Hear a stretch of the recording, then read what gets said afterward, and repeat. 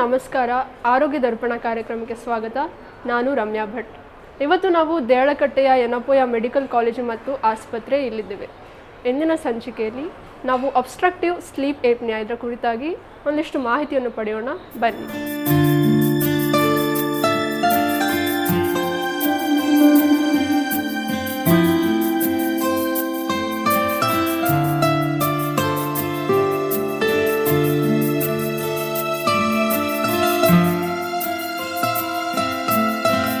ವೀಕ್ಷಕರೇ, ಇವತ್ತು ನಮ್ಮೊಂದಿಗಿದ್ದಾರೆ doctor Adarsh BM, assistant professor, department of respiratory medicine.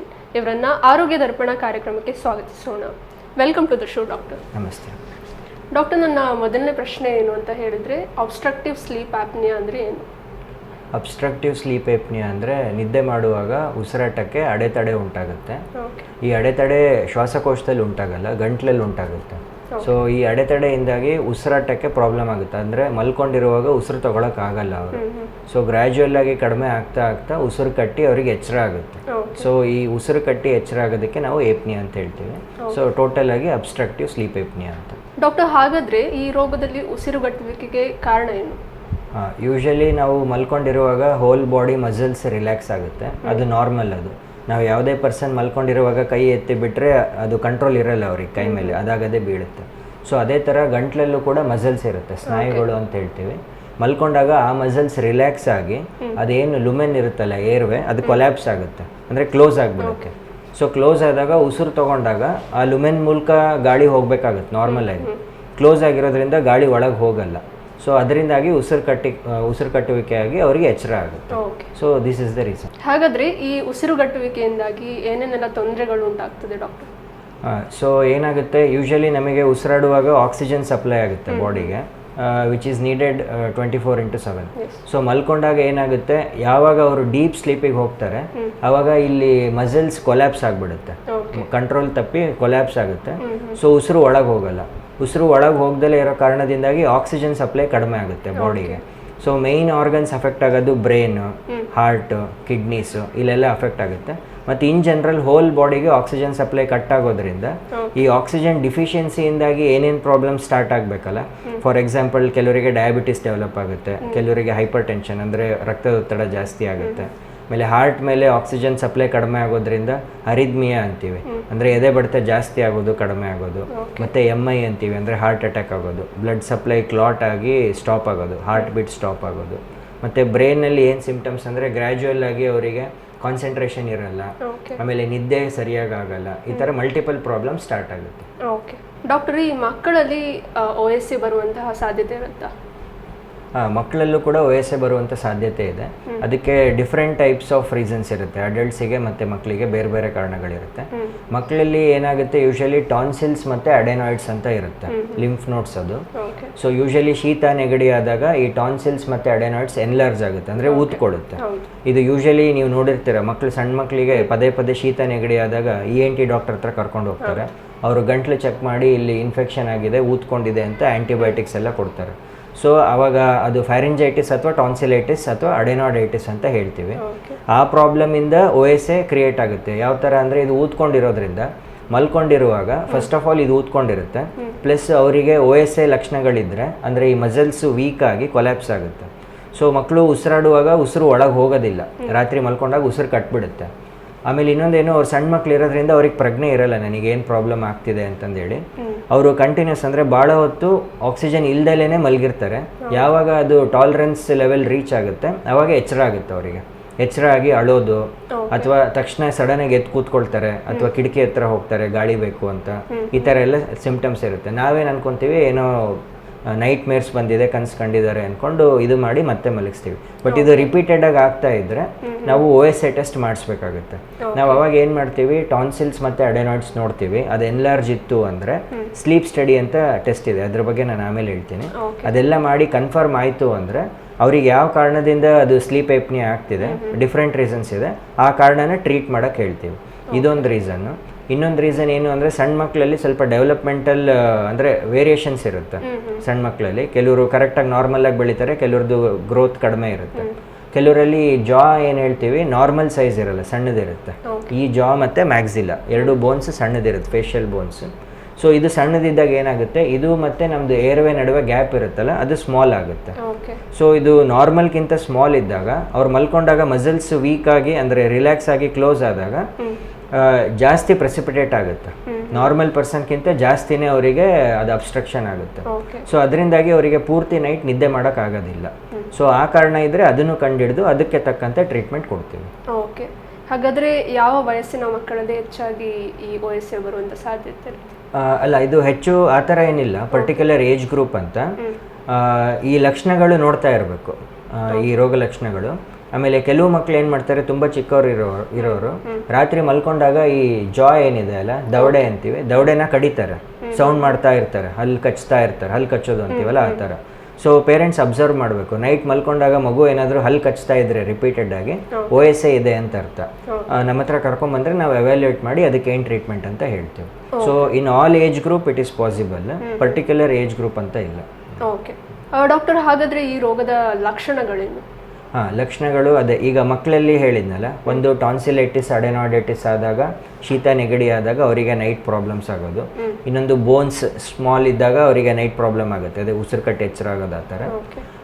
ಮತ್ತು ಇನ್ ಜನರಲ್ ಸ್ಪೆಸಿಫಿಕ್ ಮತ್ತು ಡಿಸ್ಕ್ರೀಟ್ ಅಂತ ಹೇಳ್ತೀನಿ. ಸ್ಪೆಸಿಫಿಕ್ ಸಿಮ್ಟಮ್ಸ್ ಏನು ಅಂದರೆ, ಮಕ್ಕಳಾಗಲಿ ದೊಡ್ಡವರಾಗಲಿ ರಾತ್ರಿ ಮಲ್ಕೊಂಡಾಗ ನಮಗೆ ಉಸಿರು ಕಟ್ಟುತ್ತೆ, ಉಸಿರು ಕಟ್ಟಿ ಎಚ್ಚರ ಆಗುತ್ತೆ ನಮಗೆ. ನಾವು ಮಲ್ಕೊಂಡಿರೋರು ಸಡನ್ನಾಗಿ ಎಚ್ಚರ ಆಗುತ್ತೆ, ಎಚ್ಚರ ಆಗಿ ನಮಗೆ ಉಸಿರು ಸಾಕಾಗ್ತಿಲ್ಲ ಅಂತಂದೇಳಿ ನಾವು ಕಿಟಕಿ ಹತ್ರ ಹೋಗ್ತೀವಿ ಅಥವಾ ಮನೆಯಿಂದ ಹೊರಗಡೆ ಬರ್ತೀವಿ, ಸ್ವಲ್ಪ ವಾಕಿಂಗ್ ಮಾಡ್ತೀವಿ. ಏನಕ್ಕೆ ಅಂದರೆ ಕ್ಲೋಸ್ ಆಗಿರುತ್ತಲ್ಲ ನಮ್ಮದು ಏರ್ವೆ, ಅದು ಓಪನ್ ಆಗಿ ಮತ್ತೆ ನಮಗೆ ಆಕ್ಸಿಜನ್ ಬಂದಾಗ ನಾವು ನಾರ್ಮಲ್ ಸ್ಟೇಟಸ್ಸಿಗೆ ಬರ್ತೀವಿ. ಸೊ ನಮ್ಮದು ಏನಿರುತ್ತೆ ಇಂಟೆನ್ಷನ್ ಅಂದರೆ ಎಚ್ಚರ ಆದ ತಕ್ಷಣ ಫಸ್ಟ್ ಗಾಳಿ ಹತ್ರ ಹೋಗಬೇಕು, ನಾವು ಉಸಿರಾಡಬೇಕು ಅಂತ. ಇದು ಒಂದು ಲಕ್ಷಣ, ಇದು ಸ್ಪೆಸಿಫಿಕ್ ಆಗಿ. ಈ ಸಿಂಪ್ಟಮ್ ಯಾರಾದರೂ ಹೇಳಿದರೆ ಡೈರೆಕ್ಟಾಗಿ OSA ಇದೆ ಅಂತ ಗೊತ್ತಾಗ್ಬಿಡುತ್ತೆ. ಇದಲ್ದಲೆ ಇದು ಸಿವಿಯರ್ OSA ಇದ್ದಾಗ ಈ ಪ್ರಾಬ್ಲಮ್ ಇರುತ್ತೆ. ಇನ್ನು ಮೈಲ್ಡ್ ಮತ್ತು ಮಾಡ್ರೇಟ್ ಡಿಗ್ರೀಸ್ ಅಂತ ಇರುತ್ತೆ, ಅವ್ರದ್ರಲ್ಲಿ ಇಷ್ಟು ಸಿವಿಯರ್ ಸಿಂಪ್ಟಮ್ಸ್ ಇರಲ್ಲ. ಅವ್ರಿಗೆ ಏನಿರುತ್ತೆ ಅಂದರೆ ನೈಟ್ ಪದೇ ಪದೇ ಅವರು ಯೂರಿನ್ ಪಾಸ್ ಮಾಡೋಕ್ಕೆ ಎದ್ದು ಹೋಗ್ತಿರ್ತಾರೆ ಒಂದು. ಆಮೇಲೆ ಎರಡನೇದು, ಅವರು ಪೂರ್ತಿ ನೈಟ್ ಎಷ್ಟೊತ್ತು ಮಲಗಿದ್ರು ಕೂಡ ಬೆಳಿಗ್ಗೆ ಎದ್ದಾಗ ಫ್ರೆಶ್ ಅನ್ಸಲ್ಲ ಅವರಿಗೆ, ನಿದ್ದೆ ಸರಿ ಹೋಗಿಲ್ಲ ನನಗೆ ಅಂತ ಹೇಳ್ತಾರೆ. ಮೂರನೇದು, ನೈಟ್ ಮಲ್ಕೊಂಡಾಗ ಪದೇ ಪದೇ ಅವ್ರಿಗೆ ಎಚ್ಚರ ಆಗ್ತಿರುತ್ತೆ, ಈ ಲೆವೆಲಿಗಲ್ಲ, ಅಂದರೆ ಎದ್ದು ಕೂತ್ಕೊಳ್ಳೋ ಆಗಲ್ಲ. ಮಲ್ಕೊಂಡಿರೋರೇ ಎಚ್ಚರಾಗಿ ಮತ್ತೆ ಈ ಕಡೆ ತಿರುಗಿ ಮಲ್ಕೊತಾರೆ, ಮತ್ತೆ ಉಲ್ಟಾ ಮಲ್ಕೊತಾರೆ ಅಥವಾ ಪ್ಲೇಸ್ ಚೇಂಜ್ ಮಾಡ್ತಾರೆ.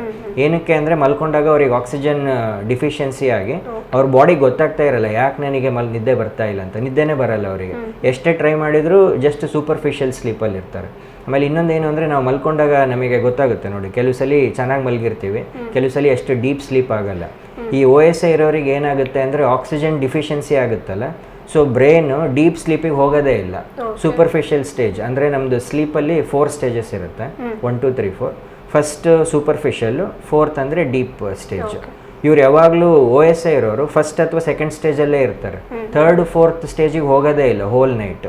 So whole night deep sleep ಹೋಗಲ್ವಲ್ಲ, ಅವ್ರಿಗೆ ಬ್ರೈನಿಗಾಗಲಿ ಬಾಡಿಗಾಗಲಿ ಅಡಿಕ್ವೇಟ್ ರೆಸ್ಟ್ ಸಿಗೋದಿಲ್ಲ. ಇದೊಂದು ಲಕ್ಷಣ.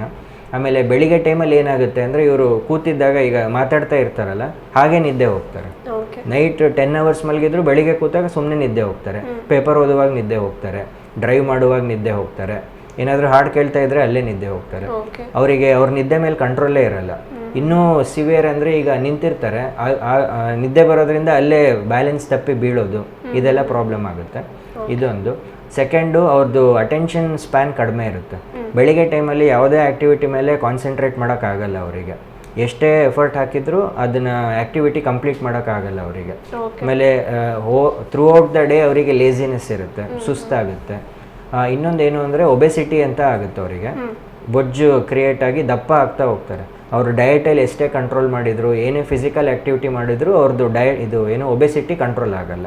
ಸೊ ಇವೆಲ್ಲ ಲಕ್ಷಣಗಳು ಇರುತ್ತೆ. ಓಕೆ, ಹಾಗಾದರೆ ಇಂತಹ ವ್ಯಕ್ತಿಗಳಿಗೆ ಈ ಇನ್ಸೋಮ್ನಿಯಾ ಅಥವಾ ಹೈಪರ್ಸೋಮ್ನಿಯಾ ಈ ಥರದ ಕಾಯಿಲೆಗಳು ಬರುವ ಸಾಧ್ಯತೆ ಇರುತ್ತೆ? ಹೌದು, ಡೆಫಿನೆಟ್ಲಿ ಇನ್ಸೋಮ್ನಿಯಾ ಬರುತ್ತೆ ಮೇಯ್ನ್. ಇನ್ಸೋಮ್ನಿಯಾ ಅಂದರೆ ಡೈರೆಕ್ಟ್ ರಿಸಲ್ಟ್, ಮಲ್ಕೊಂಡಾಗ ಆಕ್ಸಿಜನ್ ಕಟ್ಟಾಗಿ ಎಚ್ಚರ ಆಗೋದು.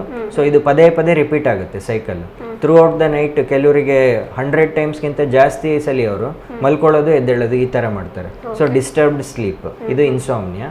ಹೈಪರ್ಸೋಮ್ನಿಯಾ ಅಂತ ಹೇಳಿದರೆ ಬೆಳಿಗ್ಗೆ ಟೈಮ್, ಈಗ ಏನಂದರೆ ಪ್ರಾಬ್ಲಮ್, ಮಲ್ಕೊಂಡಾಗ ಅವ್ರಿಗೆ ಇದು ಪ್ರಾಬ್ಲಮ್ ಆಗುತ್ತೆ, ಕೂತಿರುವಾಗ ಇದು ಏರ್ವೇ ಕ್ಲೋಸ್ ಆಗಲ್ಲ, ಕೂತ್ಕೊಂಡಿರ್ತಾರಲ್ಲ ಕ್ಲೋಸ್ ಆಗಲ್ಲ. ಸೊ ಮಾರ್ನಿಂಗ್ ಟೈಮಲ್ಲಿ ಇಲ್ಲಿ ಚೇರಲ್ಲಿ ಕೂತಿರ್ತಾರಲ್ಲ, ಏರ್ವೇ ಪೇಟೆಂಟ್ ಇರುತ್ತೆ, ನೈಟ್ ಟೈಮ್ ಅವರಿಗೆ ಸ್ಲೀಪ್ ಸಫಿಷಿಯೆಂಟ್ ಆಗಿರಲ್ಲ. ಸೊ ಬೆಳಿಗ್ಗೆ ಕೂತಾಗ ಏರ್ವೇ ನಾರ್ಮಲ್ ಇದೆ ಅಲ್ಲ, ಬಾಡಿ ಆಟೋಮೆಟಿಕಲಿ ಸ್ಲೀಪಿಗೆ ಹೋಗ್ಬಿಡುತ್ತೆ. ಸೊ ಅದಕ್ಕೆ ನಾನು ಹೇಳಿದ್ನಲ್ಲ, ಕೂತಲ್ಲೇ ನಿದ್ದೆ ಮಾಡ್ತಾರೆ ಅಂದರೆ ಆ ಪೊಸಿಷನ್ ಅವ್ರಿಗೆ ಕನ್ವೀನಿಯೆಂಟ್. ಡಾಕ್ಟರ್, ಹಾಗಾದ್ರೆ ಈ ಕಾಯಿಲೆಯನ್ನ ಕಂಡು ಹಿಡಿಯೋದು ಅಥವಾ ಪತ್ತೆ ಹಚ್ಚೋದು ಹೇಗೆ? ಹಾಂ, ಇದು ನಮ್ಮದರಲ್ಲಿ ಒಂದು ಟೆಸ್ಟ್ ಇದೆ, ಸ್ಲೀಪ್ ಸ್ಟಡಿ ಅಂತ, ಸ್ಲೀಪ್ ಸ್ಟಡಿ ಅನಾಲಿಸಿಸ್ ಅಂತ. ಇನ್ನೊಂದು ವರ್ಡ್ ಮೆಡಿಕಲ್ ಟರ್ಮು ಪಾಲಿಸೋಮ್ನೋಗ್ರಫಿ ಅಂತ. ಸೊ ನಾವೇನು ಮಾಡ್ತೀವಿ, ಪೇಷಂಟ್ಸಿಗೆ ಫಸ್ಟ್ ಒ ಪಿ ಡಿಗೆ ಬರ್ತಾರಲ್ಲ, ಇವೆಲ್ಲ ಲಕ್ಷಣಗಳು ಕೇಳ್ತೀವಿ. ಆಮೇಲೆ ಯೂಶಲಿ ಅವರಾಗಿ ಬಂದು ಅವರೇ ಹೇಳ್ತಾರೆ ಈ ಪ್ರಾಬ್ಲಮ್ಸ್ ಎಲ್ಲ. ನನಗೆ ನಿದ್ದೆ ಸರಿ ಹೋಗ್ತಿಲ್ಲ, ಬೆಳಿಗ್ಗೆ ನಿದ್ದೆ ಬರುತ್ತೆ, ರಾತ್ರಿ ಉಸಿರು ಕಟ್ಟುತ್ತೆ, ಇವೆಲ್ಲ. ಸೊ ನಾವು ಅವರಿಗೆ ಅಡ್ಮಿಟ್ ಮಾಡಿ ಸ್ಲೀಪ್ ಸ್ಟಡಿ ಅಂತ ಮಾಡ್ತೀವಿ.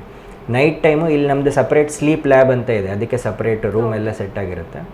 ಇವರಿಗೆ ಮಲಗಿಸಿ ನಾವೇನು ಮಾಡ್ತೀವಿ, ಪೂರ್ತಿ ಬಾಡಿಯಲ್ಲಿ ಎಲೆಕ್ಟ್ರೋಡ್ಸ್ ಕನೆಕ್ಟ್ ಮಾಡ್ತೀವಿ. ಈಗ ಇ ಸಿ ಜಿ ಹೇಗೆ ಮಾಡ್ತೀವಲ್ಲ ಆ ಥರ ಇ ಸಿ ಜಿ ಅಂದರೆ ಹಾರ್ಟ್ ಕೂಡ ಮಾನಿಟರ್ ಮಾಡ್ತೀವಿ, ಪ್ಲಸ್ ತಲೆಗೂ ಕೂಡ ಎಲೆಕ್ಟ್ರೋಡ್ಸ್ ಕನೆಕ್ಟ್ ಮಾಡ್ತೀವಿ. ಕಣ್ಣು, ಗಂಟ್ಲು, ಮೂಗು, ಕೈ, ಕಾಲು, ಹೊಟ್ಟೆ ಎಲ್ಲ ಕಡೆ ಎಲೆಕ್ಟ್ರೋಡ್ಸ್ ಕನೆಕ್ಟ್ ಮಾಡ್ತೀವಿ. ಏನು ಅಂದರೆ ಬೇಸಿಕ್ಲಿ ಹೋಲ್ ಬಾಡಿ ಮೂಮೆಂಟ್ಸ್ನ ಅಬ್ಸರ್ವ್ ಮಾಡ್ತೀವಿ ಯಾವಾಗ ಇವರು ಮಲ್ಕೊಂಡಿರುವಾಗ. ಸೊ ಇವರು routine like for example 8 o'clock 9 o'clock ಮಲ್ಕೊತಾರೆ ಅಂದರೆ ಆ ಟೈಮಿಗೆ ಅವರಿಗೆ ಆ ರೂಮಿಗೆ ಕರ್ಕೊಂಡು ಹೋಗಿ ಎಲ್ಲ ಎಲೆಕ್ಟ್ರೋಡ್ಸ್ ಕನೆಕ್ಟ್ ಮಾಡಿ ಅವರಿಗೆ ಮಲಗಿಸಿ ಎಲ್ಲ ಅವ್ರದ್ದು ಮೂಮೆಂಟ್ಸ್ನ ಒಂದು ಕಂಪ್ಯೂಟ್ರಲ್ಲಿ ರೆಕಾರ್ಡ್ ಮಾಡ್ತೀವಿ ನಾವು. ಪ್ಲಸ್ ಒಂದು ಕ್ಯಾಮ್ರಾನೂ ಇರುತ್ತೆ, ಇನ್ಫ್ರಾರೆಡ್ ಕ್ಯಾಮ್ರಾ. ಅವ್ರು ಮಲ್ಕೊಂಡಿರುವಾಗ ಅವ್ರದ್ದು ಏನೇನು ಮೂಮೆಂಟ್ಸ್ ಆಗುತ್ತೆ ಅನ್ನೋದು ವಿಡಿಯೋ ರೆಕಾರ್ಡಿಂಗ್ ಕೂಡ ಆಗುತ್ತೆ. ಪ್ಲಸ್ ನಾವು ಒಬ್ಬರು ಟೆಕ್ನಿಷಿಯನ್ ಇರ್ತಾರೆ during the sleep study. Hole night ಅವರು ಅಬ್ಸರ್ವ್ ಮಾಡ್ತಾರೆ ಅವ್ರದ್ದು ಇದು ಮೂಮೆಂಟ್ಸು, ಮಾನಿಟ್ರಿಂಗ್, ವೈಟಲ್ಸ್ ಎಲ್ಲ ಅಬ್ಸರ್ವ್ ಮಾಡ್ತಾರೆ. ಸೊ ಇದರಲ್ಲಿ ಏನು ಗೊತ್ತಾಗುತ್ತೆ ಅಂದರೆ ಅವರು ಮಲ್ಕೊಂಡಾಗ ಉಸಿರು ಕಟ್ಟಿದರೆ ಆಕ್ಸಿಜನ್ ಲೆವೆಲ್ಸ್ ಕಡಿಮೆ ಆಗುತ್ತಲ್ಲ, ಕಂಪ್ಯೂಟ್ರಲ್ಲಿ ಅದು ಗೊತ್ತಾಗುತ್ತೆ. ಪ್ಲಸ್ ನಾವು ತಲೆಯಲ್ಲಿ ಎಲೆಕ್ಟ್ರೋಡ್ಸ್ ಕನೆಕ್ಟ್ ಮಾಡಿರ್ತೀವಲ್ಲ, ಸ್ಲೀಪ್ ಸ್ಟೇಜ್ ಯಾವ ಸ್ಟೇಜ್ ತನಕ ಹೋಗ್ತಾರೆ, ಇವರಿಗೆ ಡೀಪ್ ಸ್ಲೀಪ್ ಬರ್ತಿದೇನೋ ಇಲ್ವೋ ಅದು ಗೊತ್ತಾಗುತ್ತೆ. ಪ್ಲಸ್ ಒ ಎಸ್ ಎ ಇರೋರಿಗೆ ಇನ್ನೊಂದು ಪ್ರಾಬ್ಲಮ್ ಏನು ಅಂದರೆ ನೈಟ್ ಮಲ್ಕೊಂಡಾಗ ಕಾಲು ಅಲ್ಲಾಡಿಸ್ತಾ ಇರ್ತಾರೆ ಅವ್ರು through out the night. So ಅದು ಕಾಲಲ್ಲಿ ಎಲೆಕ್ಟ್ರೋಡ್ಸ್ ಕನೆಕ್ಟ್ ಮಾಡಿರ್ತೀವಲ್ಲ ಆ ಮೂಮೆಂಟ್ಸು ಗೊತ್ತಾಗುತ್ತೆ, ಎಷ್ಟು ಫ್ರೀಕ್ವೆನ್ಸಿ ಅನ್ನೋದು ಕೂಡ ಗೊತ್ತಾಗುತ್ತೆ. ಮತ್ತು ಬ್ರೀತಿಂಗ್ ಪ್ಯಾಟ್ರನ್ ಕೂಡ ಇವ್ರದ್ದು ಅಬ್ನಾರ್ಮಲ್ ಇರುತ್ತೆ. ಇವರಲ್ಲಿ ನಾರ್ಮಲ್ ಪೀಪಲಲ್ಲಿ ಅಬ್ಡಾಮ್ನೋ ಥೊರಾಕ್ಸಿಕ್ ಬ್ರೀತಿಂಗ್ ಅಂತ ಹೇಳ್ತೀವಿ ನಾವು.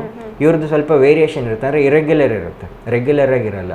ಅದು ಕೂಡ ಇದರಲ್ಲಿ ಯಾವುದರಲ್ಲಿ ನಮ್ಮ ಕಂಪ್ಯೂಟ್ರಲ್ಲಿ ರೆಕಾರ್ಡ್ ಆಗುತ್ತೆ. ಸೊ ಈ ಥರ ಮಲ್ಟಿಪಲ್ ಪ್ಯಾರಾಮೀಟರ್ಸ್ನ ನೋಡಿ ಎಲ್ಲ ಡಿಫ್ರೆಂಟ್ ಒಂದು 10 ಟೈಪ್ಸ್ ಆಫ್ ಡೇಟಾನ ಕಲೆಕ್ಟ್ ಮಾಡಿರ್ತೀವಿ ನಾವು. ಎಲ್ಲದನ್ನೂ ನೋಡಿ ನಾವು ಇವರು ಮೈಲ್ಡ್ ಕ್ಯಾಟಗರಿನ, ಮಾಡ್ರೇಟ್ ಕ್ಯಾಟಗರಿನ, ಸಿವಿಯರ್ ಕ್ಯಾಟಗರಿನ ಅಂತ ಡಯಾಗ್ನೋಸ್ ಮಾಡ್ತೀವಿ. ಡಾಕ್ಟರ್, ಈ ಕಾಯಿಲೆಯನ್ನು ಗುಣಪಡಿಸ್ಬೋದಾ? ಹಾಂ, ಗುಣಪಡಿಸ್ಬೋದು ಅಂದರೆ ಫಸ್ಟು ಅದೇ ನಾನು ಹೇಳಿದ್ನಲ್ಲ, ಮಲ್ಟಿಪಲ್ ಕಾಸಸ್ ಇದೆ.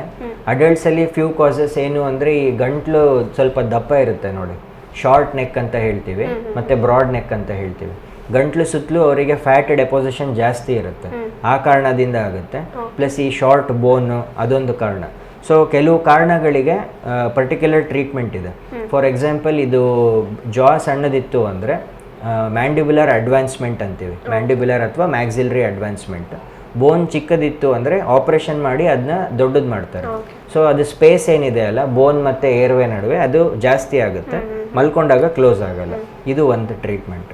ಸೆಕೆಂಡ್, ಅಡೆನಾಯ್ಡ್ಸ್ ಮತ್ತು ಟಾನ್ಸಿಲ್ಸ್ ಎನ್ಲಾರ್ಜ್ ಆಗಿ ಪ್ರಾಬ್ಲಮ್ ಆದರೆ ಆ ಗ್ಲ್ಯಾಂಡ್ಸ್ನೇ ತೆಗೆದುಬಿಡ್ತೀವಿ, ಆಪರೇಷನ್ ಮಾಡಿ ರಿಮೂವ್ ಮಾಡ್ತೀವಿ. ಸೊ ಮಲ್ಕೊಂಡಾಗ ಅವ್ರಿಗೆ ಅದು ಅಬ್ಸ್ಟ್ರಕ್ಷನ್ ಆಗಲ್ಲ.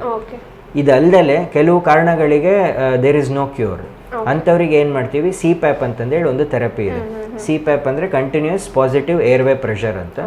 ಒಂದು ಮಿಷಿನ್ನ ನಾವು ಮಾಸ್ಕ್ ಮೂಲಕ ಕನೆಕ್ಟ್ ಮಾಡಿ ಆ ಮಾಸ್ಕ್ ಮೂಲಕ ಅವರಿಗೆ ಗಾಳಿ ಕೊಡುತ್ತೆ. ಆ ಮಿಷಿನ್ ಏನು ಮಾಡುತ್ತೆ ಅಂದರೆ ಅಟ್ ಹೈಯರ್ ಪ್ರೆಷರ್ ಕೊಡುತ್ತೆ, ಸ್ವಲ್ಪ ಹೈ ಪ್ರೆಷರಲ್ಲಿ ಗಾಳಿನ ಪುಷ್ ಮಾಡುತ್ತೆ ಲಂಗ್ಸ್ ಒಳಗಡೆ. ಸೊ ಇದರಿಂದ ಏನಾಗುತ್ತೆ, ಮಲ್ಕೊಂಡಾಗ ಇವ್ರದ್ದು ಏರ್ವೇ ಏನು ಕ್ಲೋಸ್ ಆಗಿರುತ್ತಲ್ಲ, ಫೋರ್ಸ್ಫುಲಿ ಗಾಳಿ ಪುಷ್ ಮಾಡಿದಾಗ ಏರ್ವೇ ಓಪನ್ ಆಗುತ್ತೆ. So through out the night ಅವರು ಅಂದರೆ ಅವ್ರಿಗೆ ಏನು ಹೇಳ್ತೀವಿ, ಮಲ್ಕೊಂಡಾಗ ಅದು ಹಾಕೊಂಡು ಮಲ್ಕೋಬೇಕು ಅಂತ ಹೇಳ್ತೀವಿ.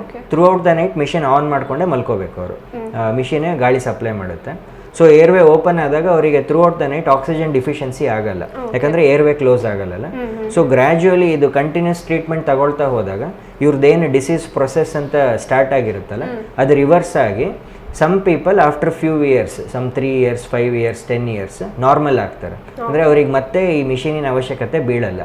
But also there are some percentage of people ಅವ್ರಿಗೆ ಲೈಫ್ ಲಾಂಗ್ ಈ ಮಿಷಿನ್ ಬೇಕಾಗುತ್ತೆ.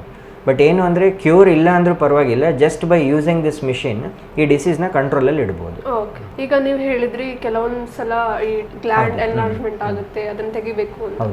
ಸೊ ಹೀಗಿದ್ದಾಗ ಒಂದು ವೇಳೆ ತೆಗೆದ್ರೆ ಏನಾದರೂ ಪ್ರಾಬ್ಲಮ್ ಆಗುತ್ತಾ? ಇಲ್ಲ ಅಂದರೆ ಪ್ರಾಬ್ಲಮ್ ಅಂದರೆ ಈ ಸರ್ಜಿಕಲ್ ಕಾಂಪ್ಲಿಕೇಶನ್ಸ್ ಏನಾದರೂ ಆಗ್ಬೋದು. ಅಂದರೆ ಈಗ ಎನಿ ಸರ್ಜರಿ ಮಾಡಿದರೆ ಮೈನರ್ ಪರ್ಸೆಂಟೇಜ್ ಆಫ್ ಕಾಂಪ್ಲಿಕೇಶನ್ಸ್ ಇರುತ್ತಲ್ಲ, ಸೊ ಸರ್ಜರಿ ರಿಲೇಟೆಡ್ ಕಾಂಪ್ಲಿಕೇಶನ್ ಇರುತ್ತೆ ಹೊರತು ಅದರಿಂದಾಗಿ ಈ OSA ಮೇಲೆ ಏನು ಅಡ್ವರ್ಸ್ ಎಫೆಕ್ಟ್ ಇರಲ್ಲ, ಇಂಪ್ರೂವ್ಮೆಂಟ್ ಆಗುತ್ತೆ ಅಥವಾ ಸ್ಟೇಟಸ್ ಕ್ಯೂ ಅಂದರೆ ಅದೇ ಥರ ಮೇಂಟೈನ್ ಆಗುತ್ತೆ ಹೊರತು ಅಡ್ಡ ಪರಿಣಾಮ ಏನಾಗಲ್ಲ. ಓಕೆ.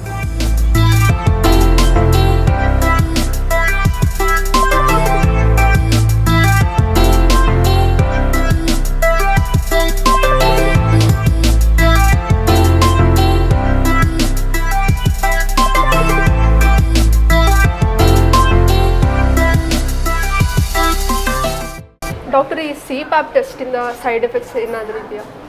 ಇಲ್ಲ, ಈ CPAP ಮಿಷಿನಿಂದ ಸೈಡ್ ಎಫೆಕ್ಟ್ಸ್ ಏನೂ ಇಲ್ಲ. ಓಕೆ. ಇನ್ನು ಇದರಿಂದ ಅಡ್ವಾಂಟೇಜಸ್ ಇದೆ. ಒಂದು, ಈ ಸ್ಲೀಪ್ ಏಪ್ನಿಯಾ ಅಂದರೆ ಉಸಿರು ಕಟ್ಟುವಿಕೆನ ತಡೆಯುತ್ತೆ. ಓಕೆ. ಪ್ಲಸ್ ಈ ಸ್ಲೀಪ್ ಏಪ್ನಿಯಿಂದ ಆಗುವ ಸೈಡ್ ಎಫೆಕ್ಟ್ಸ್ ಅಥವಾ ಕೋಮಾರ್ಬಿಡಿಟೀಸ್ ಅಂತೀವಿ, ಬೇರೆ ಕಾಯಿಲೆಗಳು ಏನು ಸ್ಟಾರ್ಟ್ ಆಗುತ್ತೆ ಅದು ಕೂಡ ಗ್ರ್ಯಾಜುವಲಿ ರಿವರ್ಸ್ ಆಗುತ್ತೆ. ಫಾರ್ ಎಕ್ಸಾಂಪಲ್, ಈಗ BP ಜಾಸ್ತಿ ಇರುತ್ತಲ್ಲ, ಅವರಿಗೆ ಸ್ಲೀಪ್ ಏಪ್ನಿಯಾ ಇದ್ದಾಗ ಎಷ್ಟೇ BP ಟ್ಯಾಬ್ಲೆಟ್ಸ್ ತೊಗೊಂಡ್ರು ಕಂಟ್ರೋಲಿಗೆ ಬರ್ತಾ ಇರಲ್ಲ. ಈ CPAP ಮೆಷಿನ್ ಯೂಸ್ ಮಾಡೋದ್ರಿಂದ BP ಅದಾಗದೇ ನಾರ್ಮಲಿಗೆ ಬರುತ್ತೆ. ಈವನ್ ಶುಗರ್ ಪೇಷಂಟ್ಸ್ ಕೂಡ ಎಷ್ಟು ಟ್ಯಾಬ್ಲೆಟ್ಸ್ ತೊಗೊಂಡ್ರು ಶುಗರ್ ಕಡಿಮೆ ಆಗ್ತಿರಲ್ಲ. ಮಿಷಿನ್ ಯೂಸ್ ಮಾಡೋದ್ರಿಂದ ಅವ್ರದ್ದು ಗ್ರ್ಯಾಜುವಲ್ ಆಗಿ ಶುಗರ್ ನಾರ್ಮಲ್ ಲೆವೆಲ್ಸಿಗೆ ಬರುತ್ತೆ. ಪ್ಲಸ್ ಅವ್ರದ್ದು ಕೊಲೆಸ್ಟ್ರಾಲ್ ಮತ್ತು ಒಬೆಸಿಟಿ ಅಂದರೆ ಬೊಜ್ಜು ಕಟ್ಟೋದು ಏನಿದೆ ಅಲ್ಲ, ಅದು ಕೂಡ ಗ್ರ್ಯಾಜುವಲಿ ರಿವರ್ಸ್ ಆಗುತ್ತೆ. ಇದಲ್ದಲೆ ಅವ್ರದ್ದು ಕಾನ್ಸಂಟ್ರೇಷನ್ ಪವರ್, ಅವ್ರದ್ದು ಕ್ವಾಲಿಟಿ ಆಫ್ ಲೈಫ್, ಅವ್ರದ್ದು ಫಿಸಿಕಲ್ ಆ್ಯಕ್ಟಿವಿಟಿ, ಆಮೇಲೆ ಡೇ ಟೈಮಲ್ಲಿ ಅವ್ರು ಅಲರ್ಟ್ ಆಗಿರೋದು, ಇದೆಲ್ಲ ಫೀಚರ್ಸು ಇಂಪ್ರೂವ್ ಆಗುತ್ತೆ. So over all CPAP machine use ಮಾಡೋದ್ರಿಂದ ಅವ್ರದ್ದು ಕ್ವಾಲಿಟಿ ಆಫ್ ಲೈಫ್ ಇಂಪ್ರೂವ್ ಆಗುತ್ತೆ. ಸೈಡ್ ಎಫೆಕ್ಟ್ಸ್ ಏನೂ ಇರಲ್ಲ. ಫ್ಯೂ ಸೈಡ್ ಎಫೆಕ್ಟ್ಸ್ ಅಂದರೆ ಶಾರ್ಟ್ ಟರ್ಮ್ ಸೈಡ್ ಎಫೆಕ್ಟ್ಸ್ ಇದೆ, they are not long term. ಅಂದರೆ ಅದು ಮಿಷಿನ್ ಮೂಲಕ ಗಾಳಿನ ಫೋರ್ಸ್ಫುಲಿ ಕೊಡ್ತೀವಲ್ಲ, ಸೊ ಏರ್ ಫೋರ್ಸ್ಫುಲಿ ಹೋಗೋದ್ರಿಂದ ಬಾಯಿ ಮತ್ತು ಮೂಗು, ಗಂಟ್ಲು ಎಲ್ಲ ಒಣಗುತ್ತೆ ಸ್ವಲ್ಪ ಸ್ಟಾರ್ಟಿಂಗಲ್ಲಿ, ಬಟ್ ಗ್ರ್ಯಾಜುವಲಿ ಬಾಡಿ ಅಡ್ಜಸ್ಟ್ ಆಗುತ್ತೆ ಅದಕ್ಕೆ. ಪ್ಲಸ್ ಈಗ ಈ ಪ್ರಾಬ್ಲಮ್ಮು ಮುಂಚೆ ಮಿಷಿನ್ಸಲ್ಲಿ ಇತ್ತು. ಈಗ ಆ್ಯಸ್ ದ ಡೇಸ್ ಪ್ರೋಗ್ರೆಸ್ ಅದು ಮಿಷಿನ್ಸ್ ಸ್ವಲ್ಪ ಇವಾಲ್ವ್ ಅಂದರೆ ಅಡ್ವಾನ್ಸ್ ಮಾಡ್ತಾ ಇದ್ದಾರೆ, ಟೆಕ್ನಾಲಜಿ ಇಂಪ್ರೂವ್ ಆಗಿ.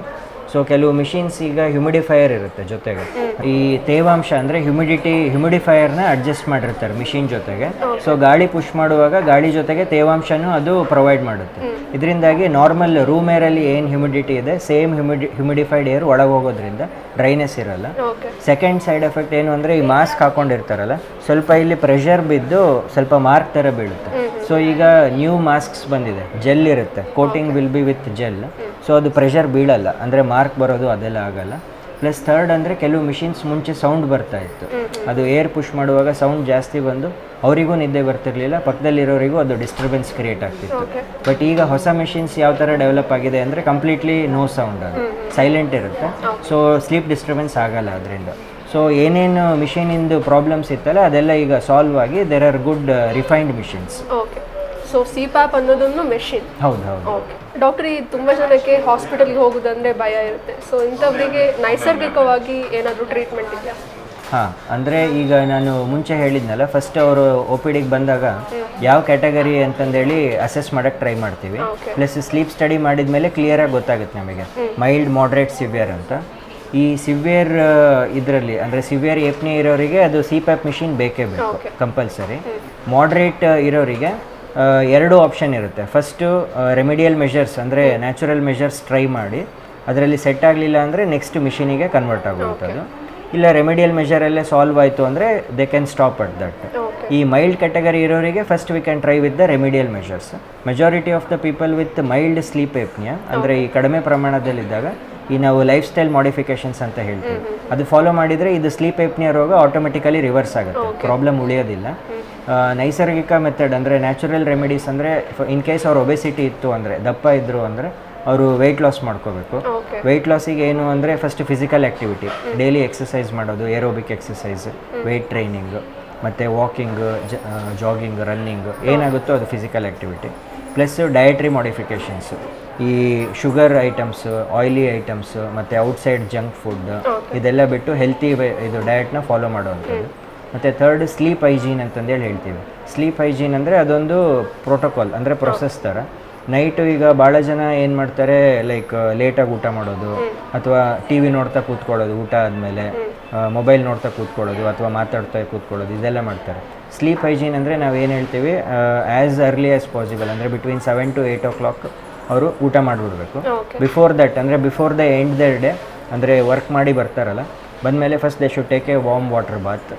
ಆಮೇಲೆ then they should have good food, warm food, plus they should drink glass of milk. ಇದೆಲ್ಲ ಸ್ಲೀಪ್ ಹೈಜೀನ್. ಇದೆಲ್ಲ ಆದಮೇಲೆ ಅವರು ಟಿ ವಿ ನೋಡೋದಾಗಲಿ, ಮೊಬೈಲ್ ನೋಡೋದಾಗಲಿ ಅಥವಾ ಜನರ ಜೊತೆ ಮಾತಾಡ್ಕೊತಾ ಕೂರೋದು ಅದೆಲ್ಲ ಮಾಡಬಾರ್ದು. They should go for A walk. ಬಂದಮೇಲೆ ಏನಾದರೂ ಲೈಟ್ ರೀಡಿಂಗ್, ಬುಕ್ ಆಗಲಿ, ನ್ಯೂಸ್ ಪೇಪರ್ ಆಗಲಿ ಮಾಡ್ತಾ ಒಂದು ಡಿಮ್ ಲಿಟ್ ರೂಮ್, ಅಂದರೆ ಅವರು ತುಂಬ ಲೈಟ್ ಇರಬಾರ್ದು ಆ ರೂಮಲ್ಲಿ, ಡಿಮ್ ಲಿಟ್ ರೂಮಲ್ಲಿ ಕೂತಿರ್ಬೇಕು, ಅಂದರೆ ಓದ್ಕೊಂತ. Then they will automatically fall asleep. ಈ ಥರ ಮಾಡುವಾಗ ನಿದ್ದೆ ಬಂದ ಕೂಡಲೇ ಲೈಟ್ ಆಫ್ ಮಾಡಿ ಮಲ್ಕೋಬೇಕು. ಇದು ಹೋಲ್ ಪ್ರೊಸೆಸ್ ಇದು. ಸೊ ಈ ನ್ಯಾಚುರಲ್ ರೆಮಿಡೀಸ್ ಫಾಲೋ ಮಾಡಿದರೆ ಇದು ಸ್ಲೀಪ್ ಎಪ್ನಿಯಾ ಅಂತ ಏನು ಹೇಳ್ತೀವಲ್ಲ ಅದು ಆಟೋಮೆಟಿಕಲಿ ರಿವರ್ಸ್ ಆಗುತ್ತೆ. But this applies only for the mild category apnea. Doctor, ಇದಕ್ಕೆ ಟೆಸ್ಟ್ ಮಾಡಬೇಕಿದ್ರೆ ಹಾಸ್ಪಿಟಲಲ್ಲಿ ಎಷ್ಟು ದಿನ ಉಳಿಬೇಕಾಗ್ತದೆ? ಇದಕ್ಕೆ ಅಂದರೆ ಒಂದು ನಮ್ಮದು ಸ್ಲೀಪ್ ಎಪ್ನಿಯಾ ಸ್ಲೀಪ್ ಸ್ಟಡಿ ಅಂತ ಏನು ಹೇಳ್ತೀವಲ್ಲ, ಪಾಲಿಸೋಮ್ನೋಗ್ರಫಿ, ಅದು ನೈಟ್ ಟೈಮ್ ಮಾಡ್ತೀವಿ ನಾವು ಮಲ್ಕೊಂಡಿರುವಾಗ. ಅದಕ್ಕೆ 2 days ಬೇಕಾಗುತ್ತೆ. 2 days ಬೇಕಾಗುತ್ತೆ. ಕೆಲವರಿಗೆ ನಾವು 2 days ನಮಗೆ ಟೈಮ್ ಇಲ್ಲ ಅನ್ನೋರಿಗೆ 1 ಡೇಯಲ್ಲಿ ಮಾಡ್ತೀವಿ. ಇದರಲ್ಲಿ 2 steps ಇರುತ್ತೆ. ಫಸ್ಟು ಡಯಾಗ್ನೋಸ್ಟಿಕ್ ಸ್ಟಡಿ ಅಂತ, ಅಂದರೆ ಫಸ್ಟ್ ಡೇ ಅವ್ರು ಮಲ್ಕೊಂಡಾಗ ನಾವು ಮಿಷಿನ್ ಎಲ್ಲ ಕನೆಕ್ಟ್ ಮಾಡಿ ಎಷ್ಟು % ಪ್ರಾಬ್ಲಮ್ ಇದೆ ಅಂತ ನೋಡ್ತೀವಿ. ಮತ್ತು ಯಾವ್ಯಾವ ಪ್ರಾಬ್ಲಮ್ಸ್ ಇದೆ ಅಂದರೆ BP, ಆಮೇಲೆ ಲೆಗ್ ಮೂಮೆಂಟ್ಸು, ಹಾರ್ಟಿನ ಪ್ರಾಬ್ಲಮ್ಮು, ಬ್ರೈನಿಂದು ಏನೇನಿದೆ ಎಲ್ಲ ನೋಡ್ತೀವಿ. ಫಸ್ಟ್ ಡೇ ಇದು. Next second day titration study ಅಂತ ಮಾಡ್ತೀವಿ. ಅಂದರೆ ಏನಂದರೆ ಈ CPAP ಮಿಷಿನ್ ಅಂತ ಹೇಳಿದ್ವಲ್ಲ, ಅದು ಸ್ಮಾಲ್ ಮಿಷಿನ್. ಅದು ಸೆಕೆಂಡ್ ಡೇ ಅವರಿಗೆ ಮಲಗಿಸಿ ಅದು ಮಿಷಿನ್ನ ಸ್ಟಾರ್ಟ್ ಮಾಡ್ತೀವಿ ನಾವು. ಸೊ ಅದರ ರೆಮಿಡಿ ಅದು. ಮಿಷಿನ್ ಸ್ಟಾರ್ಟ್ ಮಾಡಿದಾಗ ಇವ್ರದ್ದು ಅದೇನೇನು ಪ್ರಾಬ್ಲಮ್ಸ್ ಇತ್ತಲ್ಲ ಅದೆಲ್ಲ ಸಾಲ್ವ್ ಆಯ್ತಾ ಅಂತ ಅದು ಕೂಡ ಕಂಪ್ಯೂಟ್ರಲ್ಲಿ ರೆಕಾರ್ಡ್ ಆಗುತ್ತೆ. ಸೊ ಸೆಕೆಂಡ್ ಡೇ ನಾವು ನೋಡ್ತೀವಿ. ಅದು ಟೈಟ್ರೇಷನ್ ಸ್ಟಡಿ ಏನಕ್ಕೆ ಇಂಪಾರ್ಟೆಂಟು ಅಂದರೆ ಪ್ರತಿ ಮನುಷ್ಯಂಗೂ ಡಿಫ್ರೆಂಟ್ ಪ್ರೆಷರ್ಸ್ ಬೇಕು. ಅಂದರೆ ನಾನು ಮಿಷಿನ್ನು ಗಾಳಿನ ತಳ್ಳುತ್ತಲ್ಲ ವಿತ್ ಪ್ರೆಷರು, ಎಲ್ಲ for all people same pressure work ಆಗಲ್ಲ. ಕೆಲವರಿಗೆ 5 centimeters, ಕೆಲವರಿಗೆ 10 centimeters ಆಫ್ ವಾಟರ್, ಈ ಥರ ಡಿಫ್ರೆಂಟ್ ಪ್ರೆಷರ್. ಸೊ ನಾವು ಸೆಕೆಂಡ್ ಡೇ ಮಾಡಿದಾಗ ಏನು ಮಾಡ್ತೀವಿ, ಆಟೋ CPAP ಅಂತ ಮಿಷಿನ್ ಬರುತ್ತೆ. ಅಂದರೆ ಮಿಷಿನೇ ಆಟೋಮೆಟಿಕಲಿ ಜಡ್ಜ್ ಮಾಡುತ್ತೆ ಈ ಪರ್ಸನಿಗೆ ಎಷ್ಟು ಪ್ರೆಷರ್ ಬೇಕು ಅಂತ. ಸೊ ಅದು ಹೋಲ್ ನೈಟ್ ರೆಕಾರ್ಡ್ ಮಾಡಿದಾಗ ನೆಕ್ಸ್ಟ್ ಡೇ ನಾವು ಸ್ಟಡಿ ಮಾಡ್ತೀವಲ್ಲ, ಡೇಟಾ ನೋಡ್ತೀವಲ್ಲ, ಯಾವ ಪ್ರೆಷರಿಗೆ ಇವರಿಗೆ ಎಲ್ಲ ಸಿಮ್ಟಮ್ಸು ಕಡಿಮೆ ಆಗಿದೆ, ಅಂದರೆ ಅದು ಕ್ಲೋಸ್ ಏನಾಗ್ತಿತ್ತಲ್ಲ ಅಬ್ಸ್ಟ್ರಕ್ಷನ್, ಯಾವ ಪ್ರೆಷರಿಗೆ ಅಬ್ಸ್ಟ್ರಕ್ಷನ್ ಆಗ್ತಾ ಇಲ್ಲ ಅಂತ ನೋಡಿ ಆ ಪ್ರೆಷರ್ನ ಸೆಟ್ ಮಾಡಿ ಅವರಿಗೆ ಮನೆಗೆ ಕಳಿಸ್ತೀವಿ. ಸೊ ಇದು ಕಂಪ್ಲೀಟ್ ಪ್ರೊಸೆಸ್ ಆಗಬೇಕು ಅಂದರೆ 2 to 3 days ಬೇಕು. ಇನ್ನೊಂದೇನು ಅಂದರೆ ನಾವು ಸ್ಲೀಪ್ ಸ್ಟಡಿ ಸ್ಟಾರ್ಟ್ ಮಾಡೋಕ್ಕೂ ಮುಂಚೆ ಕೆಲವು blood test, chest xray, ECG, echo, ಅಂದರೆ ಬೇರೆ ಸಿಸ್ಟಮ್ಸ್ನೆಲ್ಲ ಇವ್ಯಾಲ್ಯೂಯೇಟ್ ಮಾಡ್ತೀವಿ. ಸೊ ಅದಕ್ಕೆ 1 ದಿನ ಬೇಕಾಗುತ್ತೆ. ಕಂಪ್ಲೀಟಾಗಿ ಬೇಕು ಅಂದರೆ 2 to 3 days.